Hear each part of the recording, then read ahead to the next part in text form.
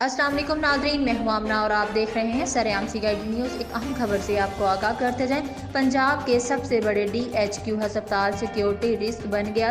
شیخ پورہ D H Q ہسپتال میں جی ایس ایس کمپنی کے سیکیورٹی پر تعینات سیکیورٹی گارڈ عرصہ 3 ماہ سے تنخواہیں نہ ملنے پر سراپا احتجاج بن گئے۔ مزید جانتے ہیں اپنے نمائندے رانا رمضان کی اس رپورٹ میں۔ جی ایس ایس کمپنی کے ملازمین کا کہنا تھا کہ اپنے حق پر آواز اٹھانے پر الٹا ٹھیکیدار ہمیں دھمکیاں دے رہا ہے۔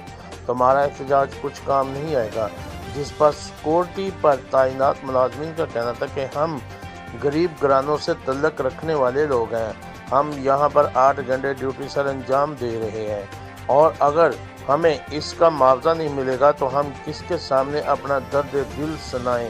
اس مہنگائی کے دور میں تنخواہوں میں مہینے کا بچت نکالنا بہت مشکل ہو جاتا ہے۔ عرصہ 3 ماہ سے تنخواہ نہیں دی جا رہی۔ ہمارے چھوٹے چھوٹے بچے فاقہ کشی پر مجبور ہو گئے ہیں، گھر کا راشن تک ختم ہو چکا ہے۔ بجلی اور گیس کے بل ادا نہ کرنے کی وجہ سے بجلی اور گیس کے میٹر کٹ چکے ہیں۔